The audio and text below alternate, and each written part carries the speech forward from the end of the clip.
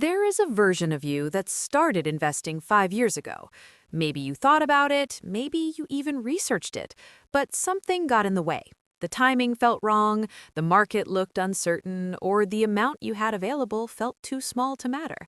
And so you waited. That version of you and the current version of you are not in the same financial position, and the difference between them has nothing to do with intelligence, income, or opportunity. It has everything to do with one resource that was silently moving the entire time, a resource that most financial conversations treat as a backdrop rather than the central mechanism, and that resource is time. We are taught from a very early age to think about wealth in terms of money. How much you earn, how much you save, how much you spend. The entire architecture of personal finance, as it is commonly taught, revolves around dollar amounts, percentages, and account balances. But this framing, while not wrong, is fundamentally incomplete, because it treats money as the primary input, when in reality, money is only one variable inside a much larger equation, and it is not the most powerful one.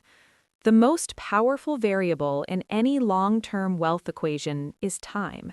And the reason most people never fully internalize this is because time does not feel like a resource in the way that money does. You cannot hold it, transfer it, or earn more of it. You can only spend it, and once it is gone, no amount of money can buy it back.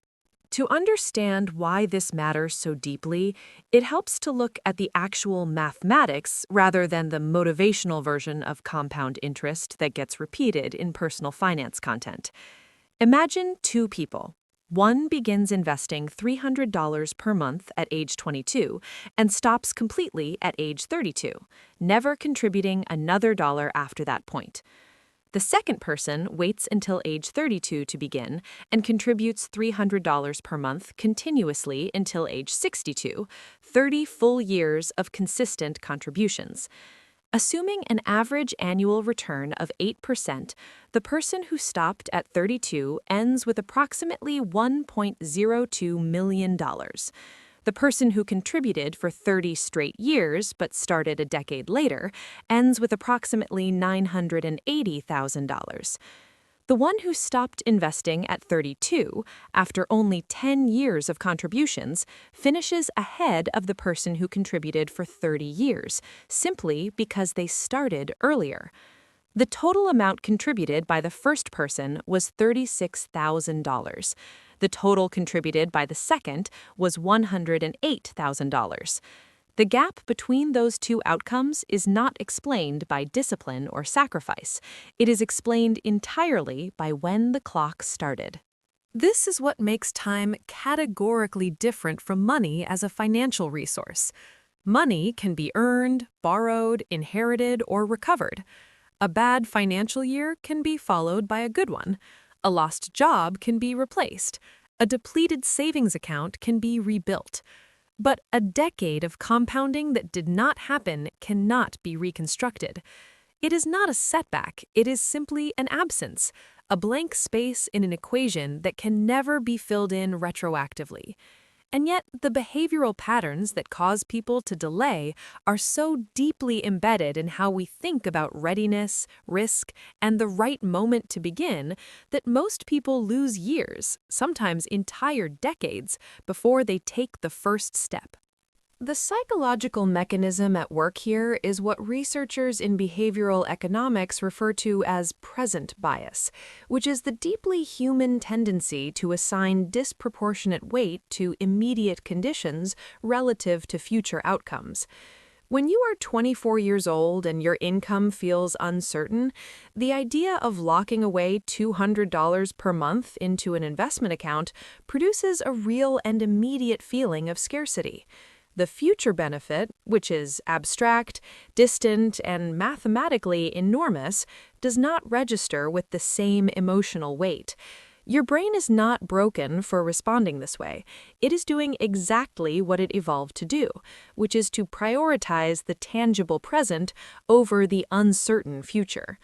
But the financial consequence of that very rational feeling instinct is that the years during which compounding is most powerful, the early years, when time horizons are longest, are precisely the years when people feel least financially ready to begin. There is also a threshold illusion at play. Most people carry an unexamined belief that investing is something you do once you have arrived at a certain level of financial stability, once the debt is managed, once the income is higher, once the emergency fund is fully funded, once the timing feels more appropriate. This threshold keeps moving. It is not a destination that gets reached, it is a psychological placeholder that justifies delay, and every year it holds its position is a year removed from the front end of a compounding curve that grows exponentially, not linearly. The difference between starting at 24 and starting at 34 is not 10 years of missed contributions. It is the removal of the 10 highest leverage years from your entire financial timeline. What changes when you begin to think about time as the primary currency is not just your investment behavior, it is your entire orientation toward financial decisions. Spending patterns that once seemed inconsequential begin to register differently when you calculate not just their dollar cost, but their opportunity cost measured in time. A $400 monthly expense that gets eliminated at age 28 and redirected into a long-term investment account does not simply represent $400 per month in savings. At an 8% average annual return over 35 years, that $400 per month compounds to approximately $780,000. The real price of that expense was never $400. It was the compounding capacity of $400 across 35 years of time. And that number is not visible on any receipt or bank statement. It exists only when you learn to read financial decisions through the lens of time rather than the lens of present dollar value. This reframing also changes how you think about income growth. The conventional instinct is to wait for a higher income before beginning to invest seriously, operating under the assumption that the amount matters more than the moment. But the mathematics consistently demonstrate the opposite relationship. A person earning $45,000 per year who begins investing $250 per month at age 23 will, in most realistic scenarios, accumulate more wealth by retirement than a person earning $90,000 per year who begins investing $800 per month at age 38. Not because of superior discipline or income management, but because the first person's money had 15 additional years to compound. The amount invested matters. The return matters, but neither of those variables can compensate for the lost leverage of time once those years have passed. There is a historical dimension to this that is worth examining as well.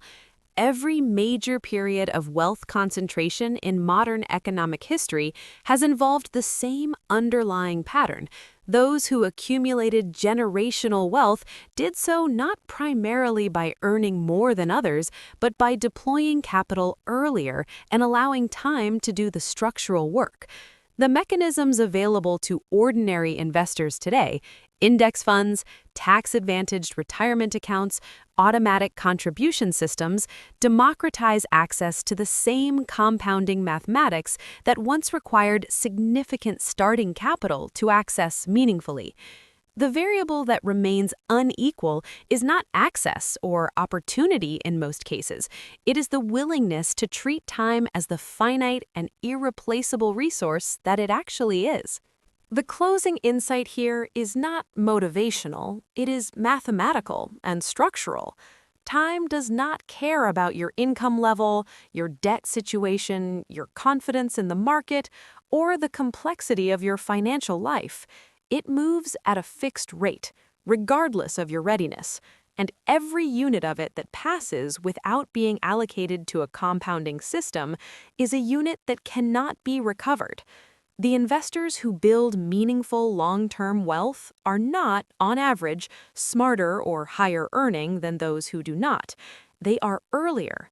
They began before they felt fully ready, with amounts that felt too small to matter, during periods when the market felt uncertain, because they understood, or eventually learned, that the cost of waiting is not measured in dollars. It is measured in the years of compounding that quietly never happened, visible only in the gap between what a portfolio became and what it could have been if the clock had simply started sooner.